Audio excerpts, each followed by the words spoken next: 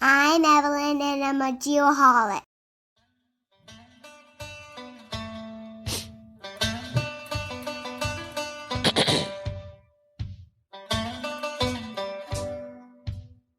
This is your speed, isn't now, old man River, what you doing? I love these guys. Oh, you know it ain't gonna help. Old man River got his hands in the mud. He's looking for gold in the wishing well. How do you not love that? It just gave me chills. I just got the chills. It's so that good. That was such a good intro. So good. Yes. Oops. Let me stop that. There we go. Welcome back, Geoholics, episode 209. 209. Yes, as they say. Good to be here. It's been a bit. We had a week We didn't off. record last week. No, Our guest got caught in a snowstorm, so we had to reschedule for this evening. Yes. So excited to have her with us. We'll get to the introductions here shortly. Yes, we will. Before we do that, real quick, I got to mention two new patrons. You know, we do have a Patreon thing going on. So for as little as like $5 a month, you can become a patron of the Geoholics podcast. When you do that, we will send you a full Geoholics fan pack.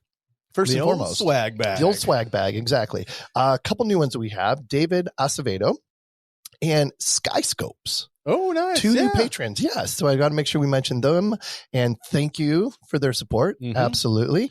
Your pack is in the mail sometime. Sometimes, yeah. I mean, I am the worst at mailing. Everybody that has been listening to the show from 5 years ago knows that I'm the worst at mailing. It will get there eventually. It will.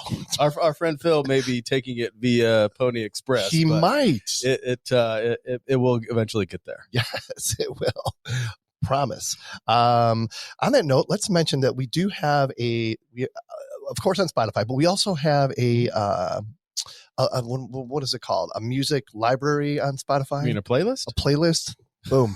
There you go. I'm two mezcals in and I already can't remember words. This is great. Yes. So the playlist on Spotify, like 14 hours of music on there. It's pretty amazing. So if you're not already subscribed, please do. Also, other subscriptions you need to be aware of. YouTube, LinkedIn, join our group, join our fan page or whatever. Instagram, follow us there. Facebook, of course.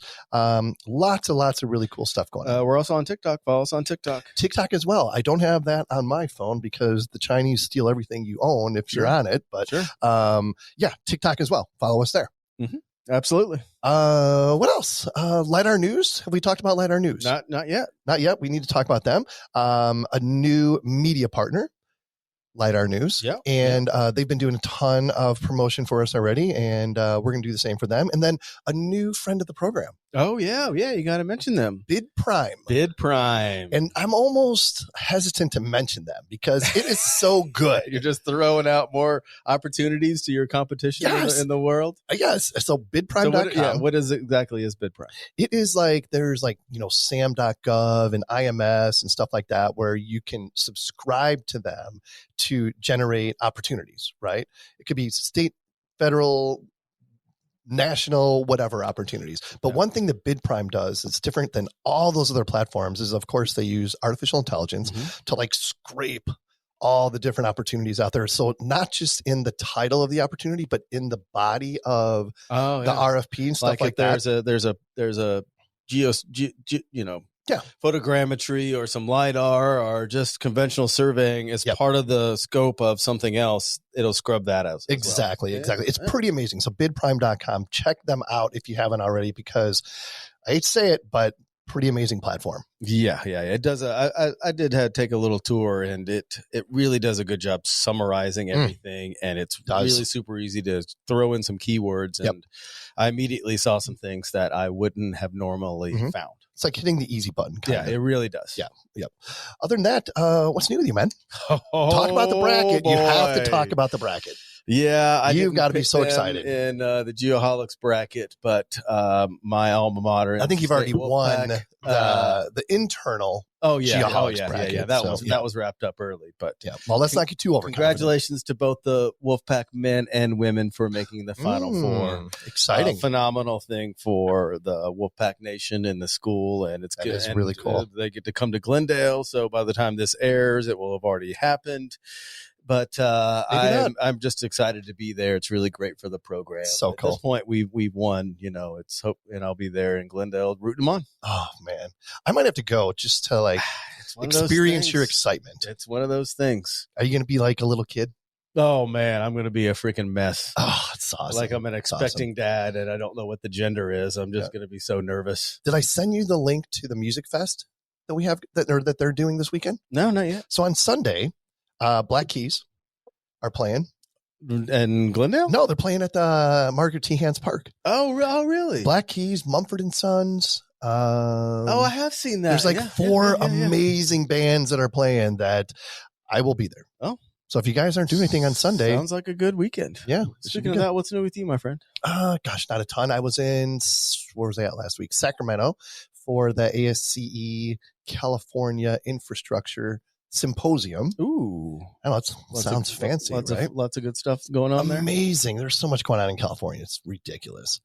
There's so much going on in general across this country right now with all the different funding that's coming available and stuff like that. There's so much. That's what when you log into back to BidPrime. BidPrime, there you go. Man, there's a lot of stuff happening in California. Tons going on. So really good event. Hung out with my new best friends at T2 Utility Engineering. Oh, yeah. Who was it? Matt, Teddy, Patricia, just some really great people. And these guys are so connected, and they introduced me to so many influential people. So it was a really great experience. So thank you them for that. Yeah. Other than that, that's really about it. Tell us about that opening number. That was Camp with 2 A's. Mm-hmm. Song called Great Heights. Camp is an indie folk band originating from Columbus, Ohio, comprised of childhood friends Taylor Meyer, Evan Westfall, and Matt Vinson. Formed in 2015, their music is characterized by soulful harmonies. We just heard that. Heartfelt lyrics and a blend of acoustic instrumentation, including guitar, banjo, and bass. Camp's sound is reminiscent of Americana and roots music, with influences ranging from folk legends like Bob Dylan to contemporary artists such as Fleet Foxes.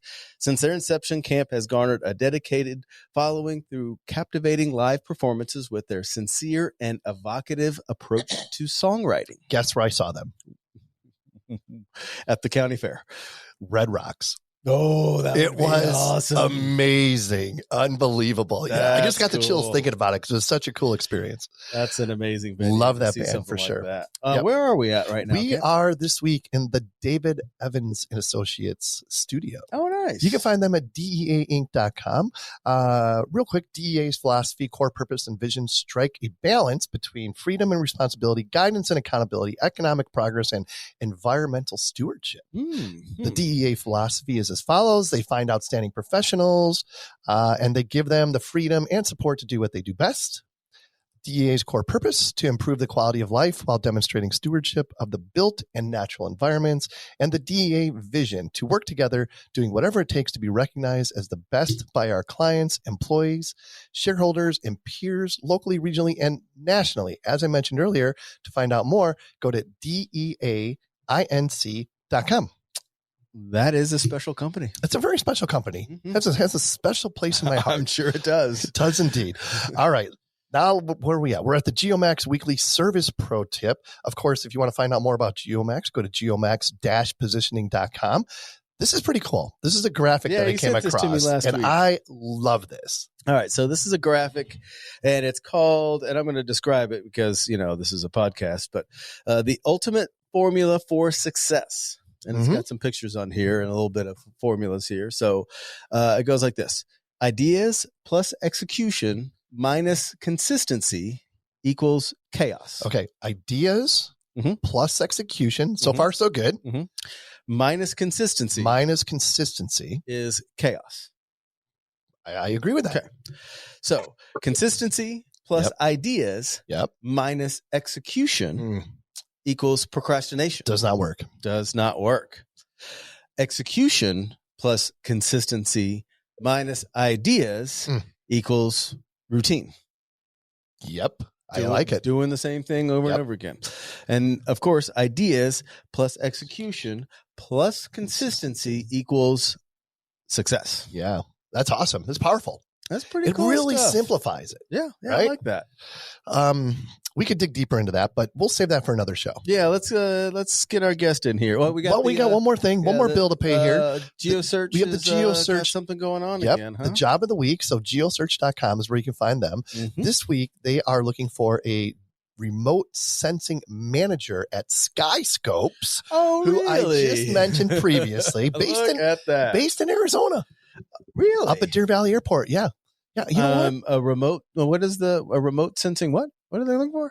Oh, they're looking for a remote sensing manager. Okay. So this particular position is considered remote and must adhere to Skyscope's policies on remote telecommuting work. Wait a second. Is it a remote position and the position is a remote sensing position? It's kind of like a double negative or something. It's a remote sensing So position? I don't know if it's really remote or not. Maybe they can't. Maybe the remotes cancel each other out. I don't know.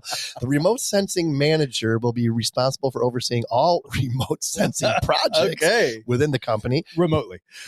Primary duties will include providing technical expertise to stakeholders, generating project cost estimates, creating flight plans, developing and optimizing processing workflows, ensuring project requirements and deadlines are met, and other related tasks. That's what you got to be careful of, the other related tasks. That's how they get you. It's always the wild card. Ask those questions, guys. This position will have oversight responsibilities, delegating tasks, and leading teams of technicians. This position reports directly to the VP of Geospatial Services. Ooh. To find out more about this remote sensing position, go to geosearch.com. And search remote. Search. Yes, I'm so confused right now. Let's get our guest in here. Been babbling on long enough. Our guest is, of course, sponsored by Airworks. To find out more about Airworks, go to airworks.io. Right. So we have Jordyn Hjeldness with us this evening. She said to say it fast. A little bit about her real quick. She was born and grew up in Grand Forks, North Dakota. Your Midwest accent comes out when you say Dakota. Right? It has to. She attended Dakota State College of Science, where she achieved an AAS in land surveying and civil engineering technology. She also attended Idaho State University. Go Fighting Lumberjacks. Sioux? Sure. I don't know what it is, but we'll find out here in a minute. Where she achieved a BS in land surveying and geomatics engineering technology. Hobbies include collecting. She collects a lot of stuff: rocks, insects, animal bones, feathers. Lots going on there. I guess plant propagation, longboarding, billiards, darts, snowboarding, crafting, painting, all the fun stuff. Man. She's like the perfect woman already. She's passionate about networking, experiencing the ambiance of happiness when someone is sharing what they know and enjoy, and being able to foster that for others. This is deep stuff already. Really is. Jordyn, welcome to the Geoholics. Thanks for being here. Yeah, welcome. Thank you for having me. Where are you at right now? You look like you're maybe in a hotel room or something. What's going on here? I am in Somerset, South Dakota. I am in a hotel. I've been in a hotel for about a month, hiking and working at a restaurant here, and just hiking with my dogs. It's my dogs and I. That sounds amazing. Yeah, it really does. I wish I was hiking with my dogs right now. Yeah, in somewhere north. Somewhere north would be great. Yes, that'd be amazing. So before we get going here, we have to ask you this week's Trimble Geospatial Icebreaker. So here we go. What do you consider to be one personality trait that makes you successful? When I read that, immediately was like that I'm peculiar. Peculiar. Okay. Yeah, just like different, unusual. Mm-hmm. I don't know.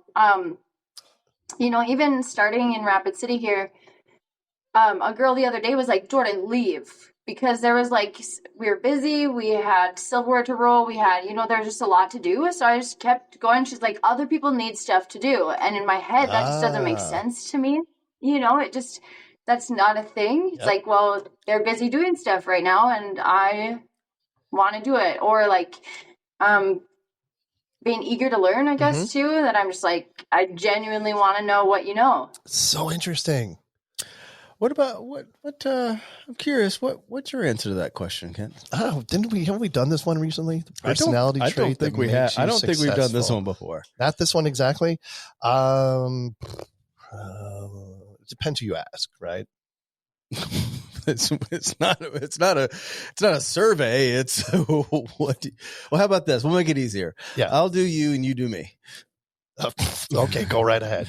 I think the personality trait is enthusiasm. Enthusiasm. I like that. Mm-hmm. For you, I would say stubbornness. Oh, right. On point. Oh man, let's get to know Jordyn a little better. So, growing up in Grand Forks, how did that shape your perspective and interest, do you think? I don't know if it's necessarily Grand Forks that did it. It's pretty flat there. Which, I mean, that actually doesn't matter because it's beautiful. Mm-hmm. North Dakota is absolutely beautiful. The fields, and you see like all the crop lines when they're tilled or during harvest.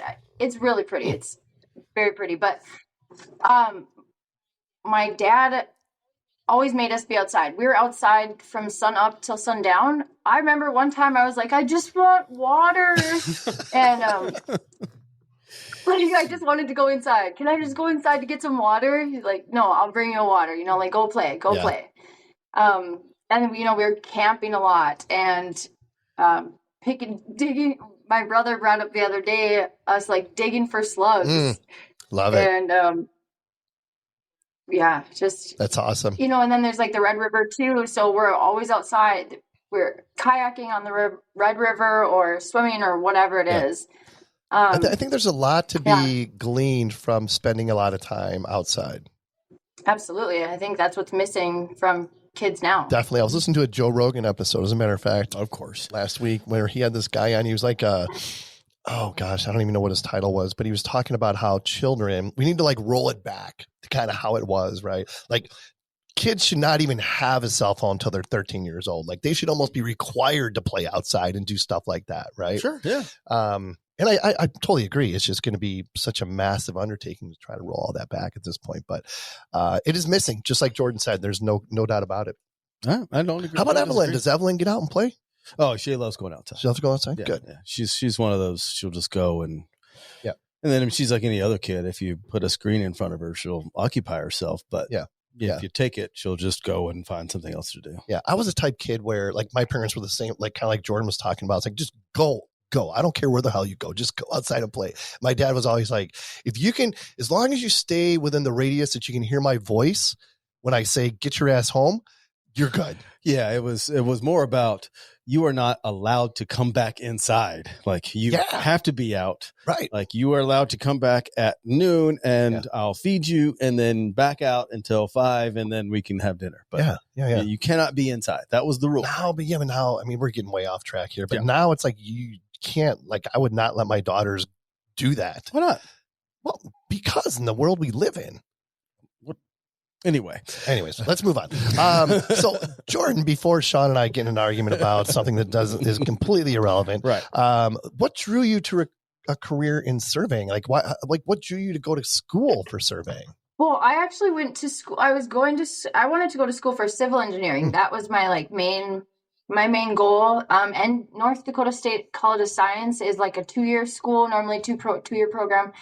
And I had made mine a 3-year because I was planning on going to civil and like going through civil. Mm-hmm. Well, then I wanted to get done like sciences, maths, all the calculuses and all those classes where the student to teacher ratio was low. And, this guy I was dating at the time, his dad had a heart attack. And so he's like, well, I'm going to move to Wahpeton, North Dakota, where his parents lived. And I said, well, I'll move too if there's a school. And so NDSCS is in Wahpeton, and they had it was land surveying and civil engineering technology. And so I had no idea what land surveying was. I was just like, well, another notch in the belt. Like, let's figure it out. Let's see it. Maybe I like it. Maybe I won't.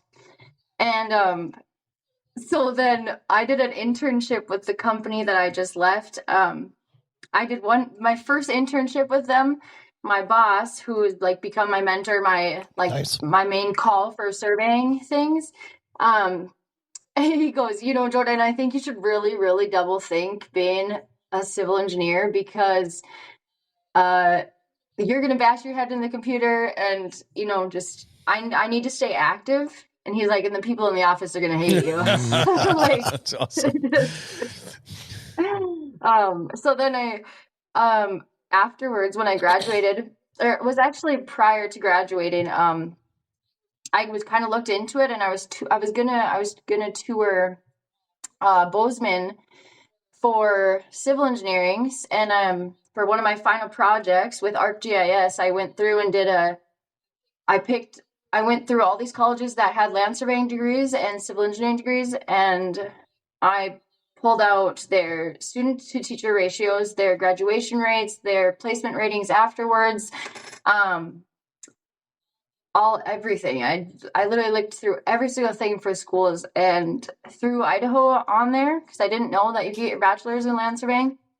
Threw Idaho on there in my trip, and we just my mom and my two nephews and I, we did a big loop. So we went Bozeman down to Pocatello, and then swung back up. We have an office there. That's where you do. Yeah. Are you looking for a new opportunity? If you ever needed work. Hey, it's not that kind of show. Hey, contact GeoSearch. Yeah, contact GeoSearch. It might be listed on there. Oh, that's so funny. So where are you going with this? You've been working in surveying, right? You're kind of in between jobs right now. You're starting one here in the very near future. Where are you going with this land surveying thing? I want to survey a volcano one day, or for like any amount of time. So honestly, I'm just here for the experience of it. So the reason that I have this 2-month window is because there were a couple conventions and a couple vacations. And I didn't want the company I was working for to have to pay for those weeks off just for me to leave. She's a good person, and I didn't Sean. want this new You wouldn't do that, leave. Sean. You would not do that. Well, she's a good person. How did I get that reputation? Jordyn, please continue. Thank you, Jordyn. Yeah. So I called up my old manager and I said, hey, where can I work? Like bartending and waitressing. I bartended and waitress for like 16 years. And he's like, well, pick a Sickies. And I have a friend close to Rapid City, South Dakota. So I picked Rapid City, and I'm hiking. When I start this new company that I'm going to work for is rerouting the Red River in Fargo. It's a 30-mile reroute around the entire city. And so I've actually been networking about that one and making sure that if I went there, I was a very valuable candidate through LinkedIn and, things like that. I went through and connected with everybody. Yep. And it's cool. LinkedIn is a really powerful tool, wouldn't you say? Absolutely. Absolutely. Yep. So the project you're talking about, is that the Fargo Moorhead Diversion Project? Absolutely. And the company you're going to, that's the project you're going to be working on. Right. And the company that I'm going to, they were put together only for this job. Oh, that's cool. That's cool. Yeah, it's a massive project. Yeah, I've heard. It is. Very cool. It is. I'm excited. There's so much dirt. I drove past one of their structures, one of the aqueduct structures, and I literally turned the vehicle around. I went and did a loop, and I parked next to it because it's so big. And I was like, this is so beautiful. And the amount of dirt they're moving is insane. It's just crazy. It's really cool. You gotta be super excited to work on a project like that. That's like one of those career-defining projects, at such a young age. That's right. Amazing. Absolutely. Yeah. So, what do you? What? Where are you going here? Where am I going? Where should I go next? Because I had a thought in my mind that I was going to go a different direction than the direction I should go, and I caught myself. But I'm going to go the other direction anyways. Do that then. When I was in Sacramento last week, I heard this presentation about these offshore windmills. Basically, these things are freaking. They're taller than the Golden Gate Bridge. They are massive. So they're constructing or assembling these massive pieces of these offshore wind apparatuses in the ports, and then they're putting them all together in these ports, and they're towing them out to sea. Basically, yeah, it's insane. Okay, good point. All right. Is that never a question, mind. or you just let me couldn't come get back? that? Let me get back to Jordyn. I don't know why that made me think of that. I don't know. I don't know either, but it obviously left an impact on my brain. what I do have to ask a question quickly before Kent figures out where he's going next. Where is the closest volcano to you? Or Iowa. Where did you Iowa. have in mind? Well, that one doesn't count because you can't survey it because it's subsurface. Where's the ideal place you would go and survey this volcano, which I think is a phenomenal goal. I think it's awesome. I don't have like one. Well, I would love to survey like in Africa. That would be awesome. But like the Ring of Fire, because I'm also getting my I'm getting my skydiving license, which is super cool. Of course you are. And of course you are. And then, why would we expect anything less? Right? Why would we expect anything less? Oh my Lord. My mom and my brother, they have their scuba training certificate, whatever that is, their scuba license. And so if I could merge the two with scuba and whatever, skydiving, all that, and if I could merge any and all of that, like with the Ring of Fire, that would be cool, underwater, which it would just be cool. Anything really. There's not one particular place and that I have in mind, I guess. Interesting. That's awesome. The one closest to me would probably be like Yellowstone, but that'd be boring. Yeah, that's boring. That's been done. Yeah, okay, and not that Yellowstone is boring, but just that it's like there's so many. I don't know that. I feel like it being that type of state park, or is that a national park or a state park? It's a national park. Yeah. Yeah. So I feel like with it being a national park, it's already taken care of. Yeah, it's been done. There's cooler, different places that you could do that on. Yeah, for sure. So or like in Iceland, I was gonna say, like with that, the topography changing from the lava, the magma flowing and stuff, that'd be cool. That would be cool. I would love to go there. So from your perspective, how do you see the role of land surveyors evolving? That's a really cool question too, because there's these two separate parts, because there's when you're on the ground, right? Where with corners and monumenting, and that part needs to stay there, but it's kind of, it piques my curiosity, we'll say, how the LiDAR and the drones, the remote sensing, how much that is changing things. And so, when I applied for a job, they were surprised that I had CAD experience too with Civil 3D. And that's almost where you have to go, where if you're going to be a surveyor, you almost have to learn how to do Civil 3D, or it's important to learn how to draft, because then what happens when you don't know how to draft and all of a sudden you're switched to LiDAR, then if you're thrown into something like a processing, what is that called? Like a processing software, that's hecka hard to get used to, you know? Yep, definitely. So it's interesting that you said that. It's like, and from the perspective of the people you're talking to are surprised that you can both know how to land survey and have CAD experience. Like, and we talk about it a lot about it on the show of what's the minimum level of experience or education that you need or should have to be, what's the minimum competence? And you would expect some level of Civil 3D and CAD experience to be able to understand the data you're collecting. Yep. Yeah. Right. Yeah. Even, when I was out in the field with someone one time, they had said, oh, you don't need to shoot that because, whatever the project was. And I was like, well, it takes me 2 seconds or, 5 seconds, however many seconds it takes me is not long, because I know that when I put that into CAD, that water's not going to flow. if I don't, it will flow or be easier to show that it flows if I take that one shot. That's what will help the designer or the end user or someone that's going to use that data instead of, I was told to collect 10 points in these locations. I went and got these 10 points. Now that's all I was told to do. Yeah. It's all I was told to do. It's like, obviously I probably should pick up this spot. A little common sense goes a long way. But we throw that term around a lot, but common sense to you is not common sense to everyone else. True. And if you have that experience, that's what Jordyn's, I think, is saying. I think it's also important to note too that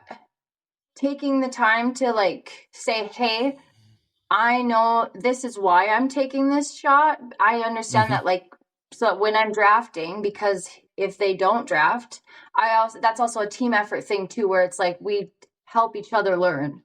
So that it's important to do that too, to share that on both sides. I mean, you're still really young in your career, obviously, but what aspect of surveying do you like the best? Do you like being out in the field and collecting the data? Do you like being on the office side and processing what comes in? Or do you like doing both? Maybe you're like a Swiss Army knife that can, do field to finish.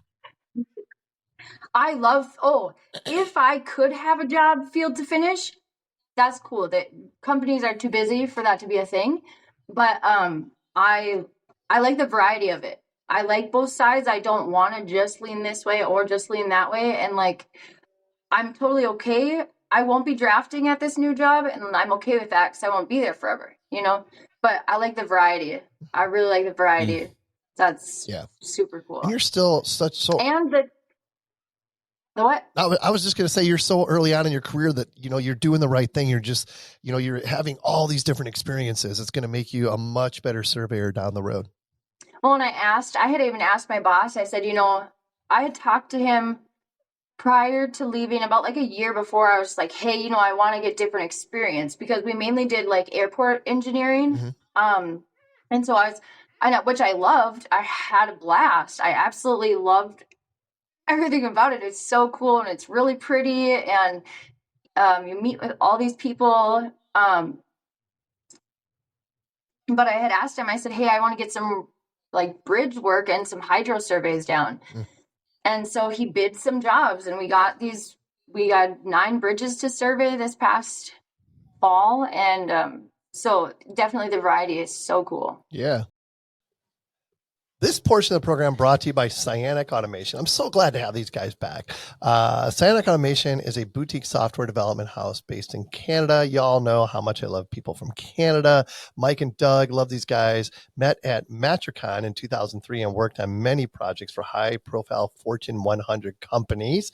Mike saw a large market of SMEs that also needed to automate their processes, but at the same time was not being served. From this need emerged Cyanic Automation with the goal to improve human productivity and fulfillment at work via automation. Their enthusiastic, devoted, and highly skilled team works to deliver exceptional custom software solutions to small to medium-sized businesses.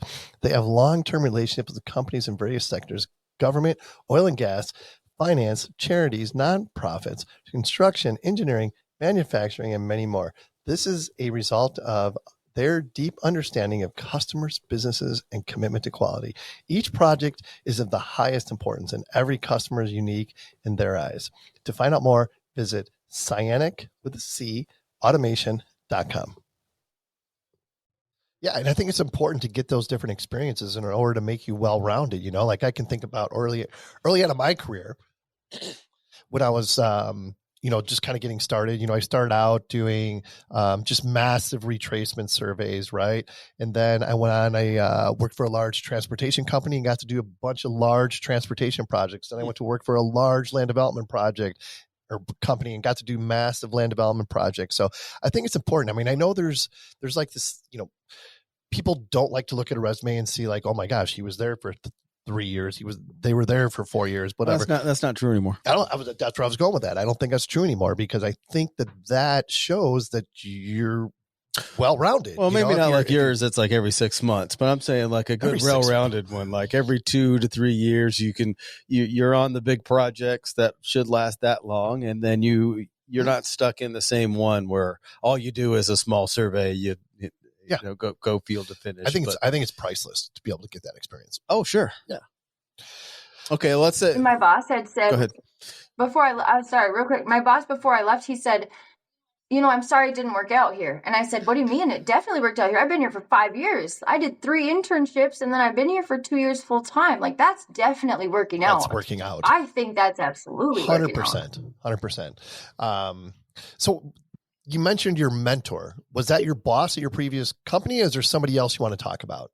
Well, one of the things you had sent me was, advice for finding a good mentor. And I literally just put having many. Mm-hmm.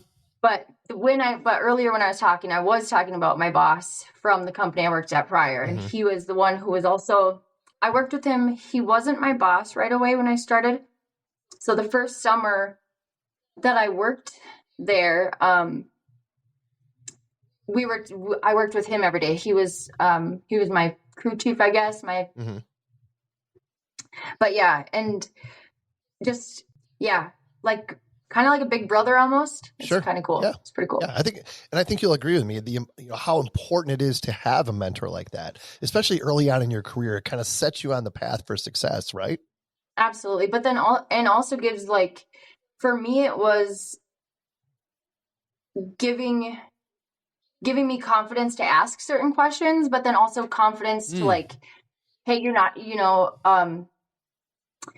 if you mess this up or this or that. I break things. I bent a GPS pole. I bent it on the job one day, and I was freaking out. I'm like, I'm going to get fired, blah, blah, blah.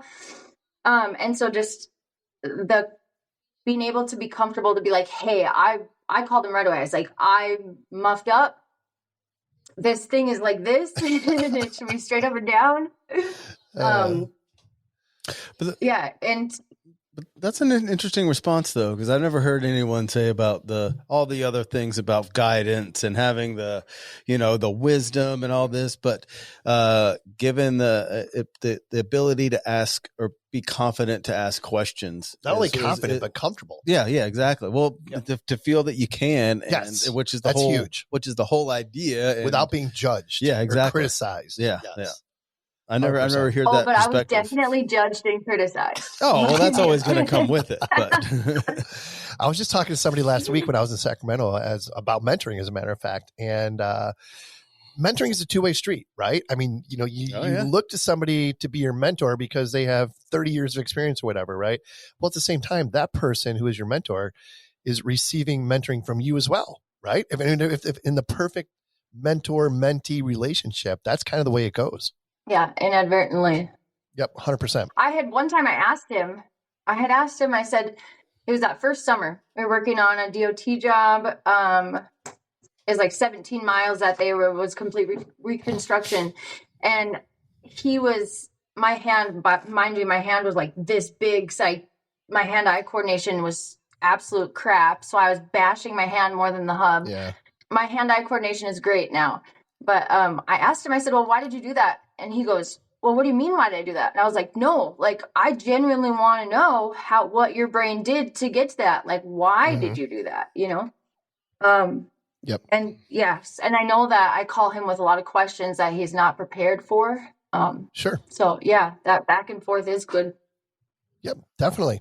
I know one of the things you're very passionate about is just being involved in the profession, whether it be at the state society level or the Young Surveyors Network. Talk about that just a little bit. When I didn't know what land surveying was, and it's the coolest job ever. We literally have, if you like to be outside, the only common thing between most of us that went to school was that we like to be outside. Our hobbies, it's the icebreakers. Where are you from? What's your name? How old are you? Blah, blah, blah. I like to be outside. Yep. So if you like to be outside, this is a great job for you. But the thing is that kids who love to be outside don't know that digging in dirt for a living is a real job. That hiking and seeing these things and being on a boat with an echo sounder, that is a job. I had no idea.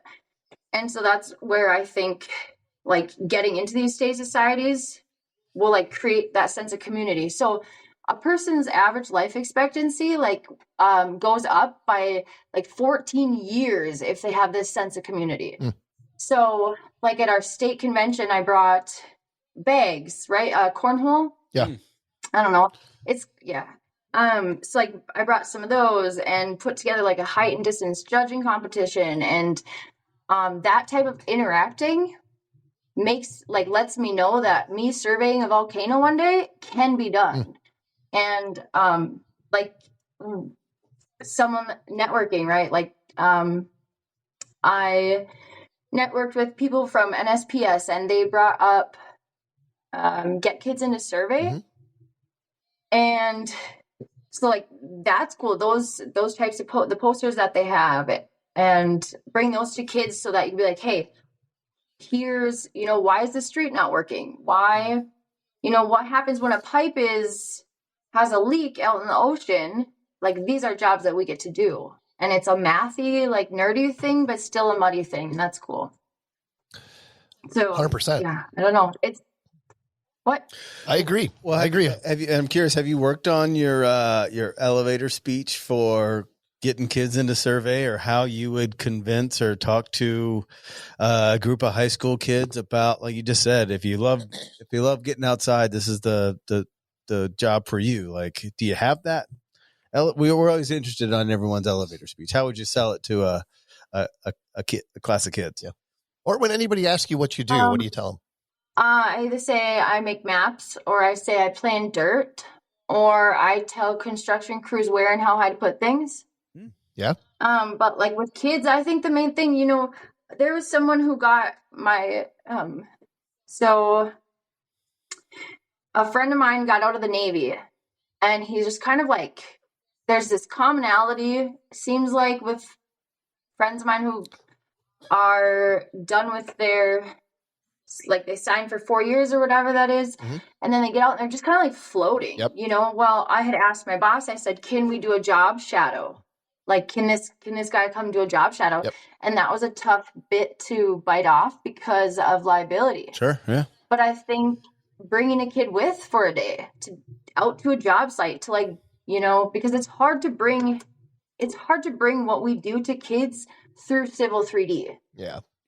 Because even though you see it on Civil 3D, like, yeah, it's cool, and the drones are cool, but what about the kids who don't want to do the drones things? They just want to go outside and hike and find bearing trees at, here or there.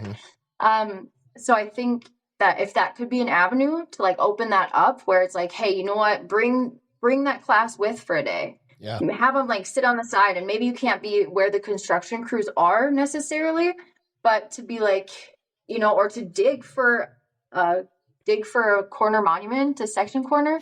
That's cool. Kids want to see that, like a jackhammer, Yeah. That's fun stuff. So I think it's important to, like, get hands on in the field. Yep. NDSCS has it is called Marketplace for Kids, and there's like this sandbox, the 3D sandbox. Yep. So then if you, like, hold your hand over it and go like this, and it, like, rains, and it shows the different topographies. So if you move the sand, right, what happens to the water? Yeah. And so that one's a great catch. Kids love that one.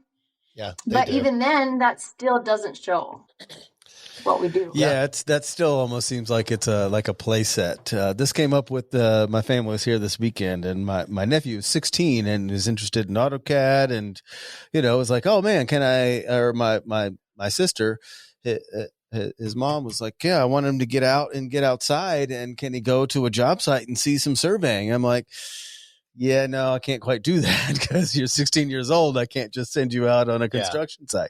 Yeah. But that's what, I mean, if there is an avenue, and I think Jordyn sums it up well, if there's an avenue to get these kids out there and actually see it and get their hands dirty and dig the dirt and see it as a profession, more than just some guy talking to them in a classroom and showing them something on a screen, I think that's going to carry a lot more weight.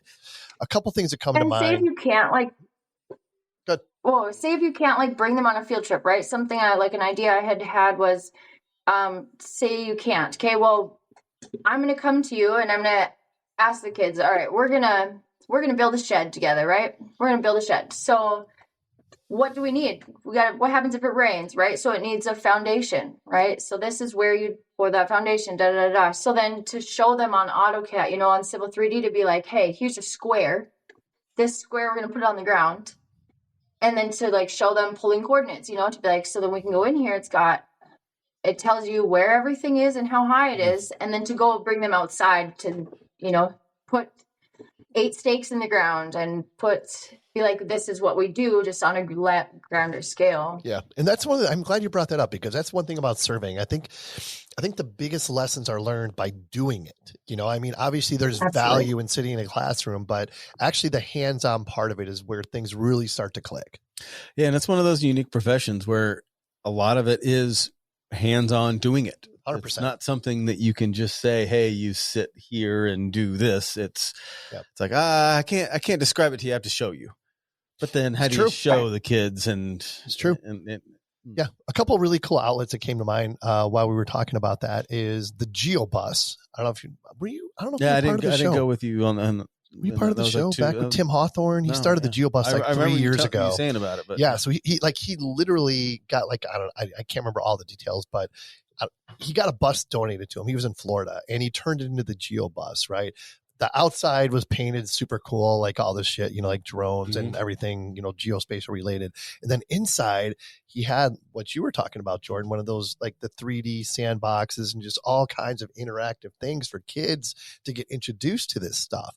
And he would drive this bus around to grade schools and middle schools and stuff like that. So there's some really cool things going on like that. I know he was thinking about like franchising, you know, like after interviewing him, I was like, oh my God, we are going to be the West Coast GeoBus people or whatever. I don't know, but it was so cool. And now he's got one like in Haiti or something. I mean, it's nuts what he's doing. I'm pretty sure we can come up with a permission slip that covers our liability to get a bus full of kids out and show them how to survey. Oh, all right. Well, but on that note, though, even like the Boy Scout surveying merit badge, that's another thing. Yes. I mean, it's out there and it is so cool. And it's such a great way to introduce, kids to surveying. Well, only half of them. I do think, and I think only half of them. I think it's important to stick with kids too. Yeah. I think it's important to stick with kids because, like in high school, because when you're middle school, even middle school high school might be too late because you're a lawyer. What do you want to be when you grow up? Well, you want to be a lawyer, a doctor. Those are your only ways to go. That's the disconnect, though. That's the disconnect. I totally agree with you. There's a gap right now, right? I mean, there's Get Kids into Survey, which is great for like the elementary kids, right? And then there's not really anything after that. And that's where we really need to work on. You know, it's like I've told like Trent Keenan this and Elaine Ball for that matter. It's like we need Keep Kids into Survey. We have Get Kids into Survey. Now we need Keep Kids into Survey. Or we just spread the awareness across, at some point, you're going to actually show these kids, young adults, what this actually is, because they're a few years away from, if like take my nephew, for example, 2 years and he's 18 and okay, a lot of those problems go away as far as liability, but sure, because, he can, I can hire him and all these kind of fun things, but that middle adolescent ground is, I think, where the breeding ground of those future surveyors are. Yeah. Or our new good friends, Rick Smith and Philippe Tissot. Remember? Yeah, Tissot, yeah. Yeah. Those guys, they're getting to the point where they're getting to the high schools. Like, they have like a curriculum for high schools in Texas to get people introduced to geospatial. So there's stuff happening. There's no doubt about it. And it's pretty exciting. That's cool. I like the high school class thing. Yeah. That's awesome that's got put in there. That's cool. Huge. Absolutely huge. What do you think are some common misconceptions people might have about surveying? People either haven't heard of it or else they think I'm a landscaper. Yep. That's why I stopped. I asked you or Sean asked you about your elevator speech earlier. I used to, when people ask me what I did, I'm a land surveyor. And like you just said, Jordyn, a number of people are like, oh, you plant bushes in my yards. I'm like, no, that's a landscaper. I'm a land surveyor. So I don't even say that anymore. I just you tell the people where to plant the bushes in the yard. Well, yeah, I suppose. But anybody asks me what I do, I say I'm a geospatial professional. And all of a sudden they're like, tell me more. Or they say, you're a dork? Never mind. Sorry, I asked. But it does spawn some questions and what is that? And how do you say what is the geospatial community, I guess, and what does that look like? Yep. Definitely. Jordyn, so talk about the obvious question. I mean, being a female in a male not dominated, what's the word? Remember? Populated. It's male dominated field. Well, yep, but I said male dominated and got my hand slapped before. Male populated field, right? Yes. Yeah. So talk about that just a little bit. I'm gonna say, actually, I'm gonna challenge you on that. On whoever slapped your hand, I'm gonna challenge that because it is a male dominated field. Being a female in the field, it is male dominated because, and not necessarily that's a bad thing, but just that is what is usual. That is what is known. It's crazy because someone who is like a year behind me in our career, but we've went to school together. He went to another company, but then he came and worked again at the company that we were working at. So then went to school together, working together. So him and I are friends, and we'll go to a job site, and they, we'll walk up and like, hey, how are you guys doing? Blah, blah, blah. Like, this is what you guys need. Just want to double check, go through anything, and they'll look directly at him and start talking to him. Well, then one time, like a guy, if I stay calm about it, it always pays, it always comes back because then it was like, at that time he asked how many inches of concrete were going down.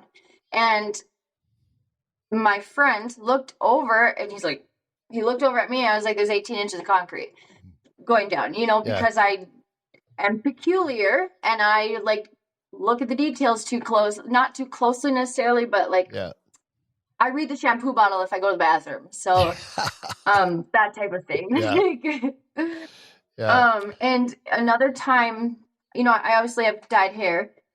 And so one time I'm down on the ground and, my coworker at the time had the GPS in his hand and I was pounding hubs, and a guy gets out of the excavator, comes over and is standing like right next to my coworker, looks down at me, looks up at him, and he goes, oh, she must not know what color she wants to do. Oh, God. Because it was kind of like two-toned or whatever. And I'm like sitting right there, just kind of weird comments or, I kind of feel like all eyes are like, oh, there's a female on the job site. Like she must not want to get dirty. Yeah. And then I'm just like caked in mud by the time I leave. Yeah.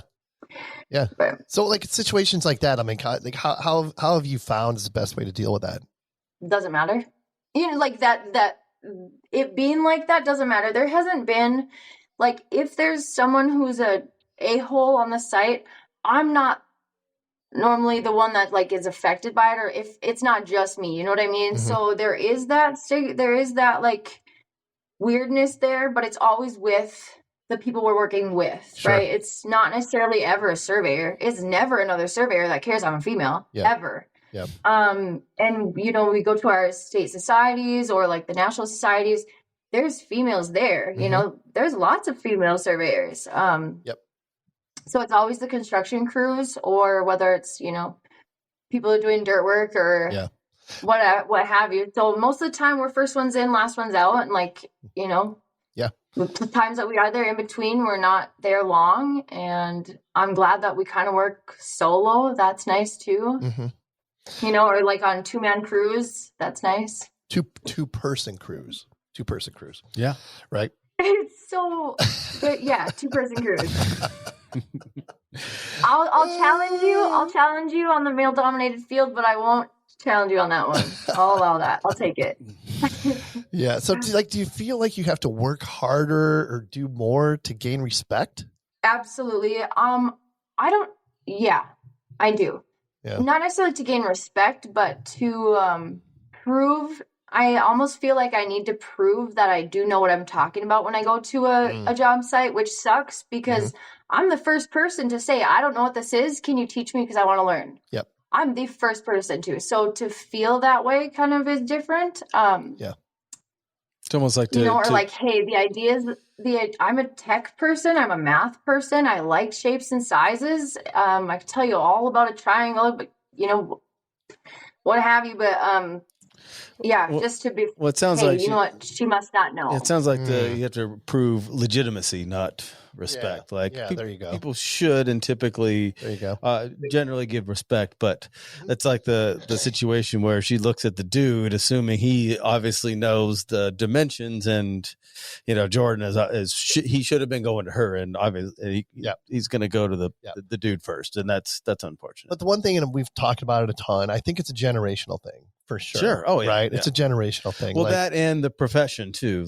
Sure. There's no surveyors that ever will have any problem with male or female surveyors, because it's a community where we just need more of them. It doesn't 100%. matter who you are or where you came from or any of that, but it's the profession and that generate, and also the older generation. Yeah. It's just different, and some people can't handle change. I think it's like generational stereotypes. Sure. It's unfortunate, but it's the world we live in, right? And the good news is, I think I know there's more females getting into the profession of surveying, which is good. And that's as a result of, the effort of a lot of different people, of course. But I think we're trending in the right direction. Would you agree, Jordyn? I do. Well, and I do. And I think that with the generational thing, it made me think about that. I just lost I've looked at this and I saw landscaper on my sheet. The notes of landscaper got distracted. But I think it is going in a good, there's definitely a demeanor of surveyors, because if you go to other professions, we'll say that, if you go to other professionals' conventions, everybody from that profession, you can tell these people are these people. There's, if you go to, say, a chef convention or something, like there's that personality type where you're like, oh, you're definitely a chef, Yep. And same with surveying, there's definitely that, which is super cool. And so I think that demeanor that we have, and that we all kind of, it's laid back, and I'm going to, I'm wear a beach shirt. I don't know. The surveyor demeanor. It's cool, I love because that demeanor is not judgy. I love it. The surveyor demeanor. Well, I mean, it always goes into the category of these are just good people, and generally salt of the earth, generally decent people to be around. And I think it all goes full circle, because usually the people that get in this profession are the ones that like to be outside a lot as a kid, and are very grounded human beings, and have that kind of experience, and just have learned not to be an asshole. And that's it's easier said than done. So. Well, most surveyors are assholes in their own way. Yeah, right. Well, because we're all serious. Like we're particular. Yeah, you definitely do it. And we have to deal with engineers and architects all day, so that's part of the problem. Yeah, it's the engineers and architects' problem. They're the engineers issue. And architects make us assholes. They cause the jaded surveyors. Yes. If it wasn't for us, you'd just be happy, prancing along, surveying doing rainbows, and everything would be just fine. Surveying rainbows and volcanoes. Right. So Jordyn, I'm curious. There's a note here about some lessons learned, and I'm more curious about what advice we asked this to pretty much every female we've had on the show. Like, what advice would you give to an aspiring female surveyor, or someone that would be getting into the profession, male or female? Just to go full force. I don't know, just to not hold back, or we're already so self-hindering just as humans in general. And so just to, we're so self-hindering. And so then when other people, if I were to take it personally, when that guy went up to him instead, that could have switched my whole career. I would have been like, I don't want to do construction anymore, construction staking, right? Or I don't want to do this.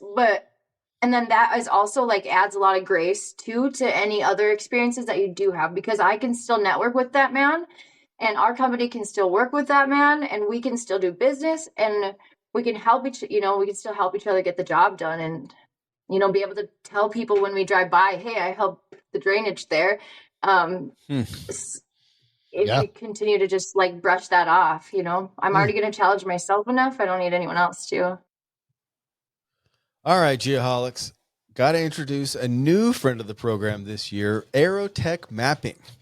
Aerotech Mapping has been supplying high-quality geospatial solutions, services, and support for the AEC industry since 2002.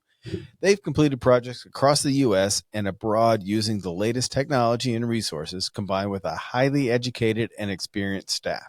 They specialize in large-scale, design-level photogrammetry for a variety of sectors within the AEC industry, including aviation, transportation, energy, commercial development, mining, public works, and wastewater, just to name a few.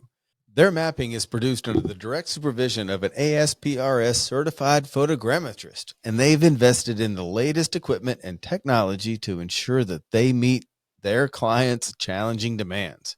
At Aerotech Mapping, they take great pride in the work they do, all created by an amazing team of professionals. To find out more, visit atmlv.com. So you're going to go to like the civil engineering school and just stand there and be like, hey, by the way, there's a whole other thing going on over here that you may not know about.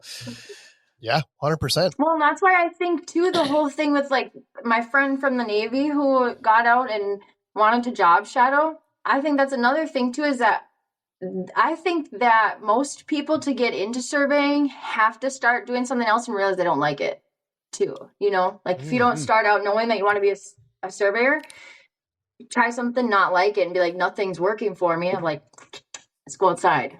Yeah. Let's go outside and play.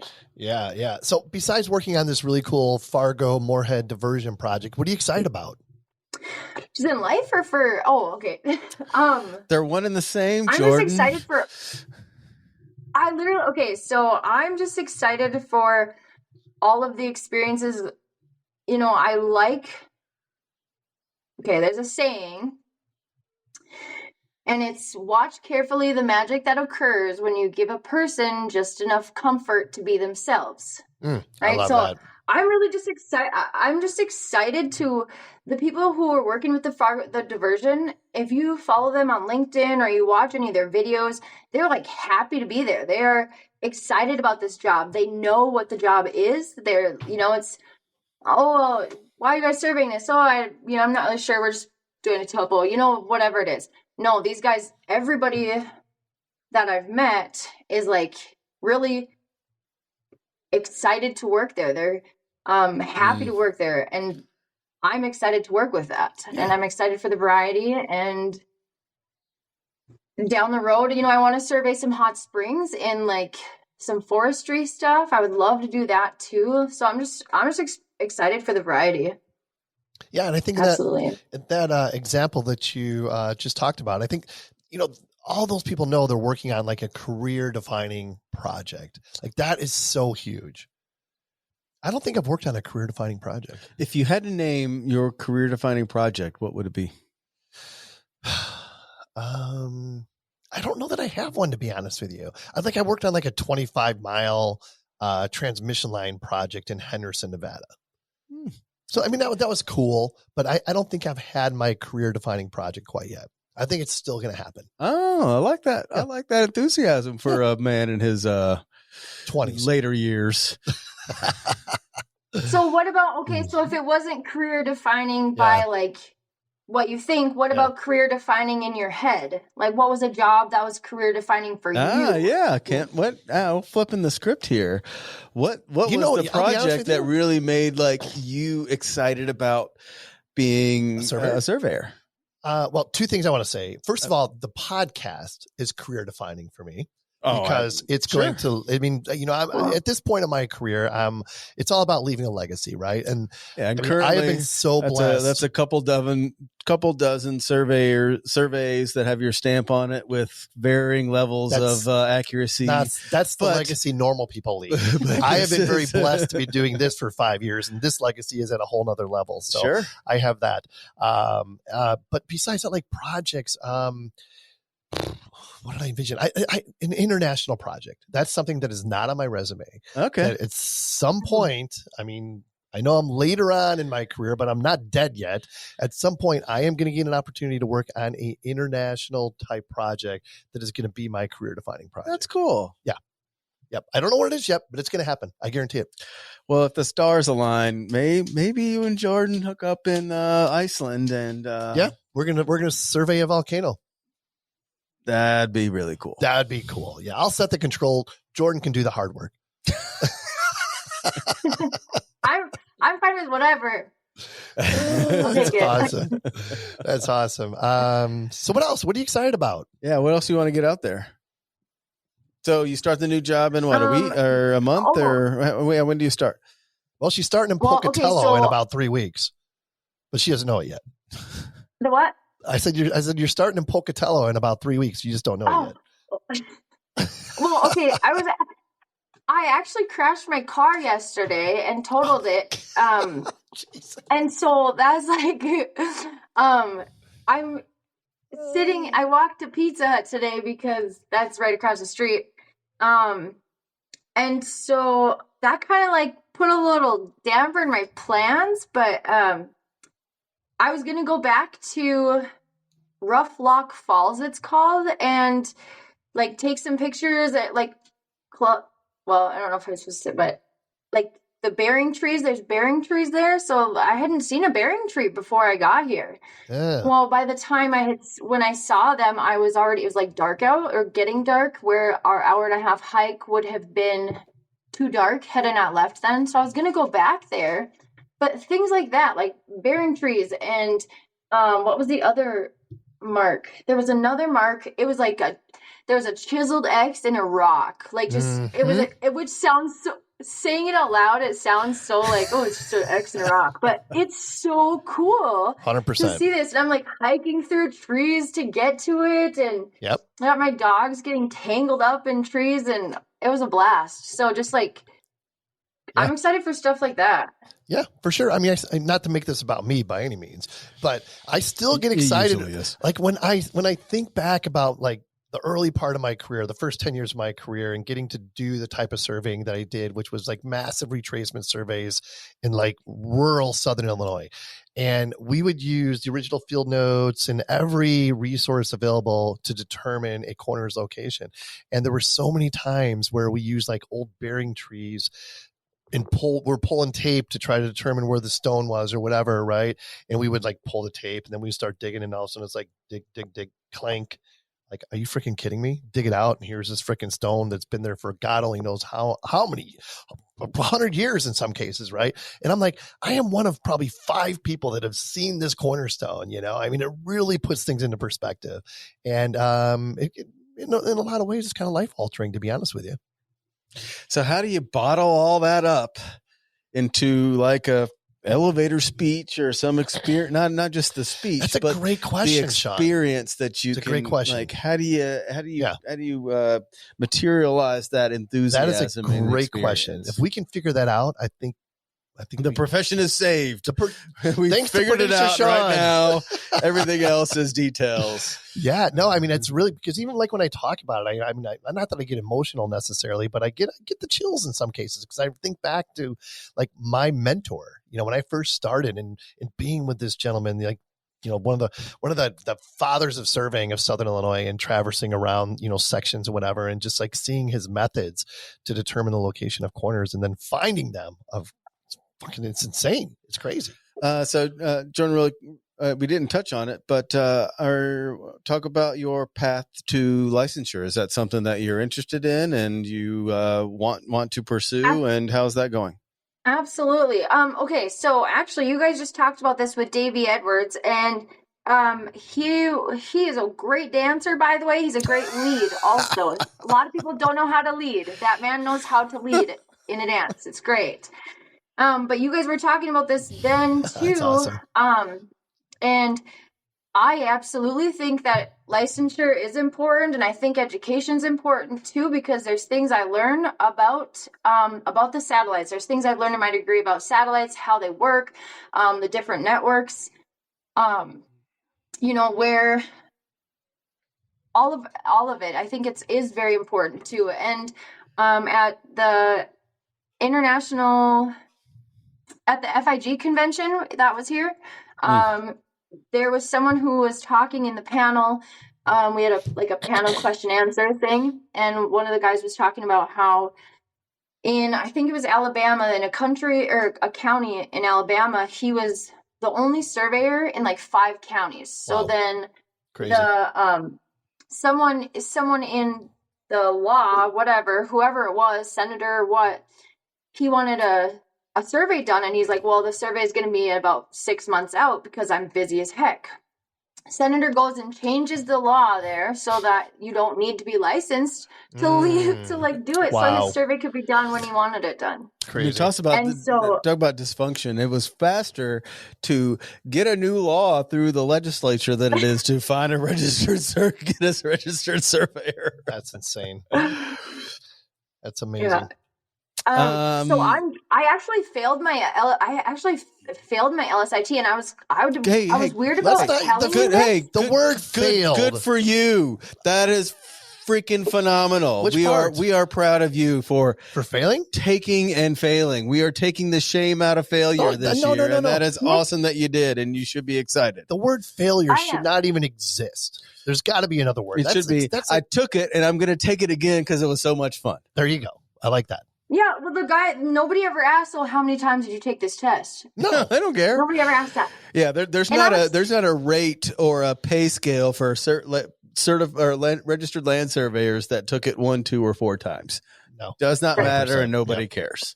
Yep, and good for you. And then it just teaches. It's more to learn. You know, this is where I need to improve myself so that I can be better for the profession, so I can share my elevator story a little bit better. You know, and know what I'm talking about when I'm laying stuff down, and know where my expertise is not also. So, Sean, do you think there's a way that we can bottle Jordyn's enthusiasm and sell it on our website? Yes. Can we do that somehow? We've been talking about the Geoholics Marketplace, and this would be like the top seller. Yes, it would be the top seller, no doubt.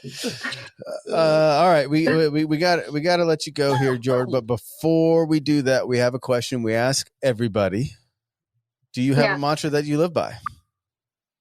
She's excited to answer, I can tell. Well, because when I was at NDSCS, right, my networking thing that I'm like super big about LinkedIn, and I'm trying to go viral on LinkedIn, and I have all these funny videos on there. So please, thank you for reaching out to me, but that's so funny. I made this little business card when I was in school. Oh my gosh. And it's got contours on the background. So cool. And a compass. Yeah. But it says, I put this on there too. It says, I find that the harder I work, the more luck I seem to have. So I thought that was cool. 100%. I agree with that.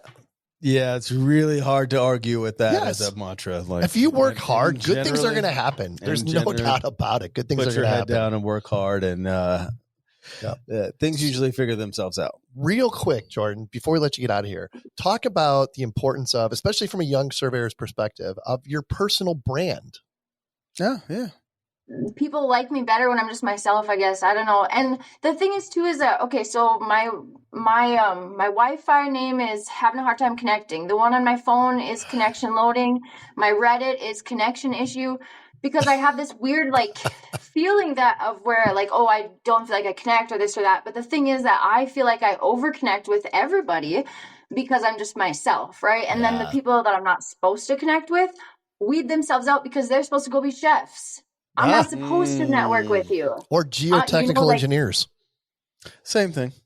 Yes, in your case. Yeah, right? You're a ground prober.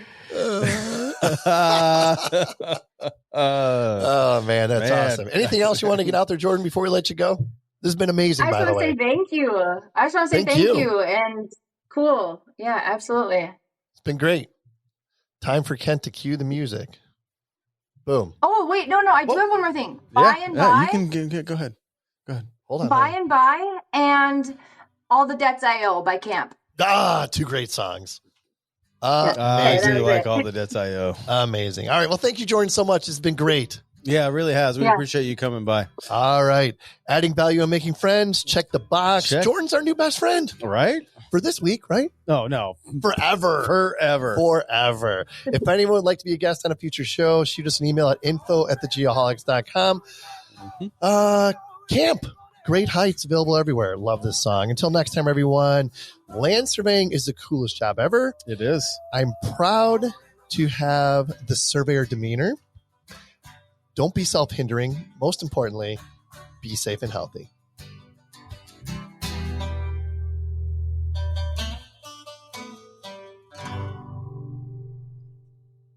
That's good timing. I think we nailed that one. I even impressed myself with that.